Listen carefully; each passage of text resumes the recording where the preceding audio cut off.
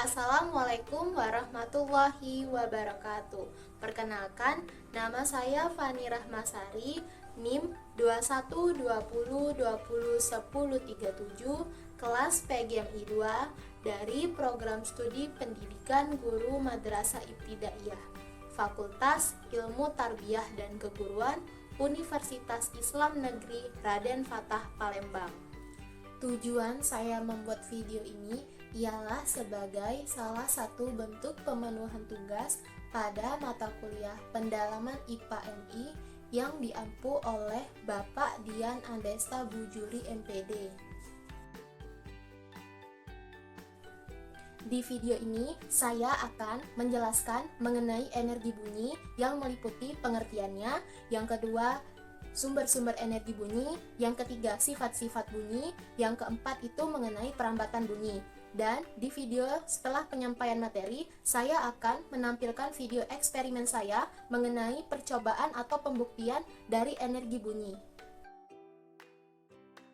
Secara bahasa, energi bunyi berasal dari kata energi dan bunyi. Energi adalah kemampuan seseorang untuk melakukan usaha atau kerja. Bunyi adalah sesuatu yang ditimbulkan akibat dari bergetarnya suatu benda. Jadi, energi bunyi adalah suatu kemampuan untuk menghasilkan suara agar dapat didengar oleh sekitar.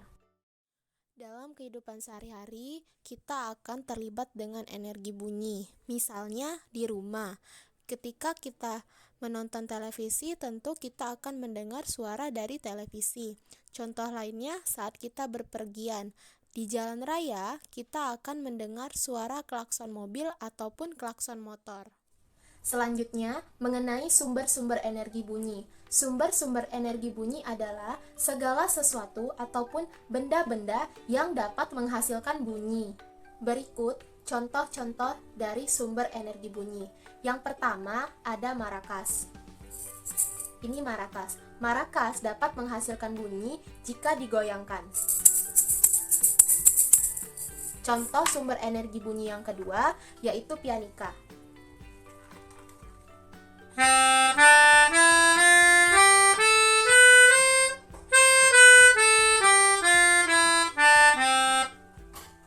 Contoh sumber energi bunyi yang ketiga yaitu peluit. Pianika dan peluit dapat menghasilkan bunyi jika ditiup. Contoh sumber energi bunyi yang lainnya, misalnya ketika sedang berbicara, contohnya yaitu saya yang sedang menjelaskan. Nah, dapat menghasilkan bunyi karena ada getaran pada bagian tenggorokan.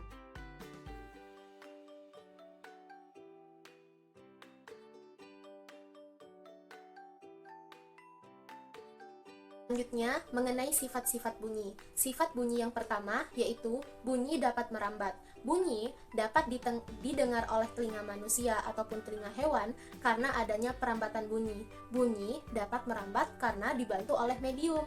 Medium artinya perantara atau alat yang dapat menghubungkan bunyi dengan telinga manusia. Contoh dari medium yaitu benda padat, benda cair, ataupun benda gas. Nah, untuk perambatan bunyi ini akan dijelaskan lebih lanjut pada poin selanjutnya.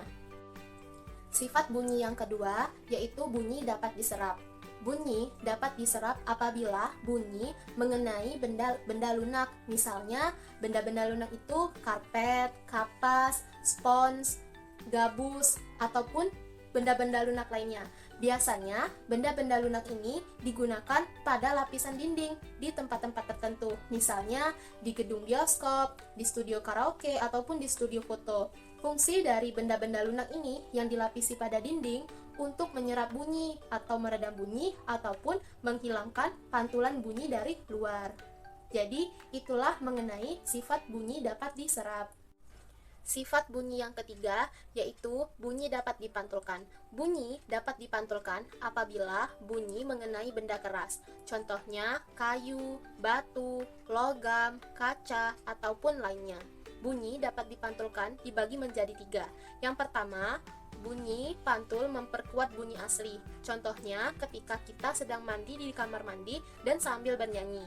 Yang kedua, gema.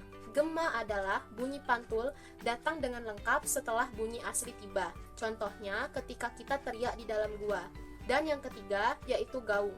Gaung adalah bunyi pantul dan bunyi asli datang dalam waktu bersamaan. Sifat bunyi yang keempat yaitu bunyi dapat dibiaskan. Contohnya, perbedaan petir di siang hari dan di malam hari. Karena pada saat siang hari, kerapatan udaranya itu terlalu renggang, sehingga bunyi petir di siang hari tidak terlalu keras dibandingkan di malam hari. Oleh karena itu, kerapatan udara mempengaruhi bunyi petir di siang hari ataupun di malam hari. Sifat bunyi yang kelima yaitu bunyi dapat mengalami pelenturan. Contohnya, ketika kita mendengar suara klakson motor ataupun mobil yang berada di tikungan. Dengan mendengarkan suara klakson tersebut, kita tidak perlu melihat secara langsung ada atau tidaknya mobil motor di tikungan. Dengan cukup mendengarkan suara klakson, kita sudah mengetahui ada atau tidaknya mobil motor yang ada di sekitar tikungan. Sifat bunyi yang keenam yaitu bunyi dapat mengalami perpaduan. Contohnya, penggunaan dua speaker dengan penggunaan frekuensi yang sama. Maka dari itu, kita akan dapat mendengarkan suara keras ataupun lemah pada dua speaker tersebut secara bergantian. Selanjutnya, mengenai perambatan bunyi. Perambatan bunyi merupakan cara bunyi merambat ke telinga manusia melalui alat ataupun perantara. Alat atau perantara ini disebut medium. Medium dibagi menjadi tiga, yaitu benda padat, benda cair, dan benda gas. Contoh benda padatnya yaitu kayu, batu, ataupun benda lainnya yang dapat merambatkan bunyi. Benda cair contohnya air, dan benda gas yaitu oksigen ataupun udara. Ketiga benda ini berfungsi sebagai alat untuk merambatkan bunyi ke telinga manusia. Untuk eksperimennya akan disampaikan di video selanjutnya.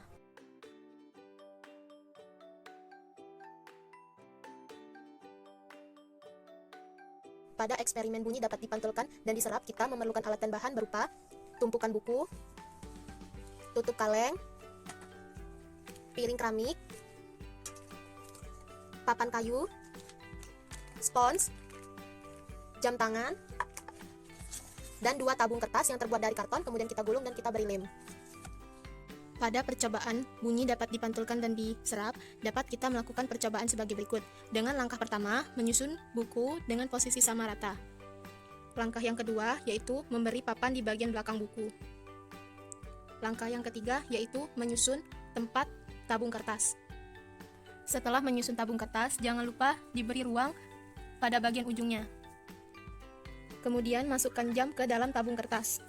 Percobaan pertama, mendengarkan suara detak jarum jam jika ujung tabung kertas diberikan piring keramik. Di bagian sini kita akan mendengarkan suara detak jarum jam. Percobaan yang kedua yaitu memberikan ujung tabung kertas dengan tutup kaleng.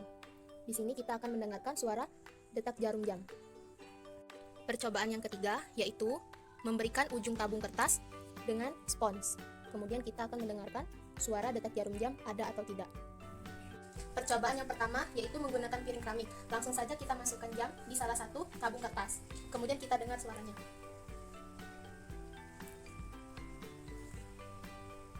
Percobaan yang kedua yaitu menggunakan tutup kaleng. Langsung saja kita dengar suaranya.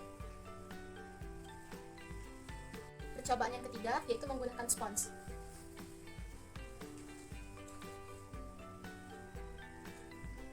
Untuk mendengarkan adanya suara atau tidak, kita harus menempelkan telinga kita ke tabung kertas ini secara rapat. Hasil eksperimen pada bunyi dapat dipantulkan dan diserap terdapat 3 hasil. Yang pertama, ketika jam yang langsung didengarkan di telinga akan terdengar suara detak jarum jam yang kencang. Yang kedua, bunyi suara detak jarum jam terdengar kuat ketika didengarkan melalui tabung kertas dan diberikan berupa piring keramik dan tutup kaleng, yang mana dua benda tersebut termasuk benda keras. Dan yang ketiga, bunyi detak jarum jam terdengar lemah ketika mendengarkannya melalui tabung kertas, namun di salah satu sisinya diberikan busa ataupun spons. Oleh karena itu, bunyi suara detak jarum jam terdengar lemah. Kesimpulan pada eksperimen bunyi dapat dipantulkan dan diserap, yaitu bunyi dapat dipantulkan jika bunyi mengenai benda padat, misalnya mengenai kayu ataupun piring keramik. Hal ini dibuktikan dengan terdengarnya suara detak jarum jam yang kuat. Yang kedua, bunyi dapat diserap jika mengenai benda padat yang bersifat lunak, misalnya tadi pada percobaan penggunaan spons. Oleh karena itu, bunyi suara detak jarum jam terdengar lemah.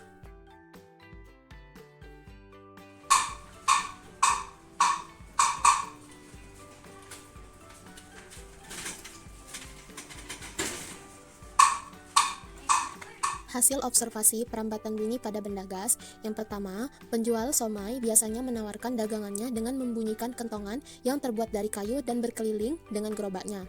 Dan yang kedua, suara kentongan itu dapat terdengar di dalam rumah dalam jarak tertentu. Hal ini membuktikan bunyi dapat merambat melalui udara.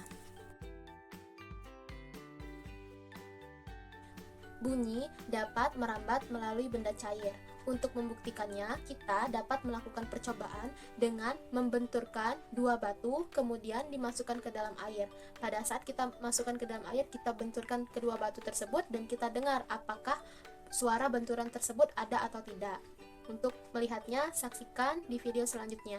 Baiklah, di sini saya akan melakukan percobaan pembuktian bahwa bunyi dapat merambat melalui benda cair.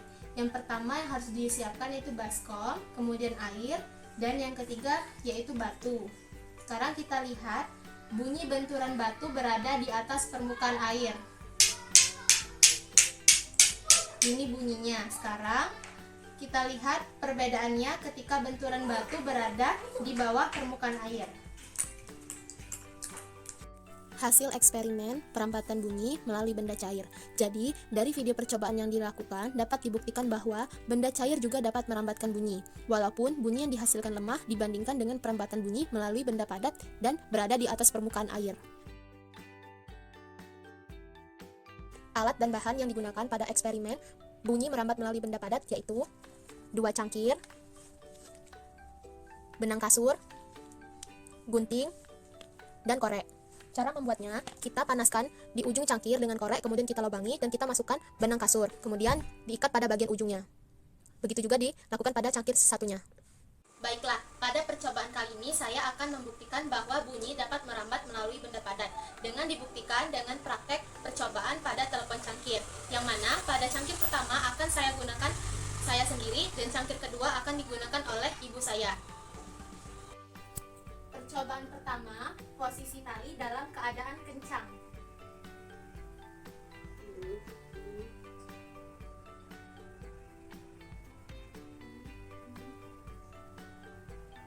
Percobaan kedua, posisi tali dalam keadaan kendor.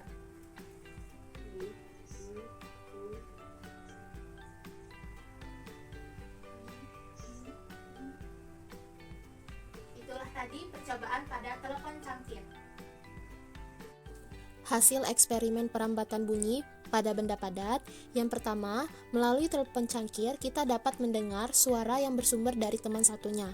Yang kedua, jadi bunyi dapat didengarkan melalui perambatan melalui benda padat seperti benang kasur pada telepon cangkir. Dan yang ketiga, urutan perambatan bunyi yang paling cepat yaitu melalui benda padat, benda cair, dan benda gas. Berdasarkan penyampaian materi dan eksperimen yang sudah saya lakukan, dapat kita simpulkan bahwa syarat terjadinya bunyi, yang pertama harus ada sumber bunyi, yang kedua harus ada perantara atau media yang merambatkan bunyi ke telinga, dan yang ketiga harus ada yang mendengarkan. Sedikit tambahan, bunyi tidak dapat merambat di ruang hampa. Sekian video yang dapat saya sampaikan, mohon maaf atas kekurangannya, dan saya ucapkan terima kasih atas perhatiannya. Saya tutup, wassalamualaikum warahmatullahi wabarakatuh.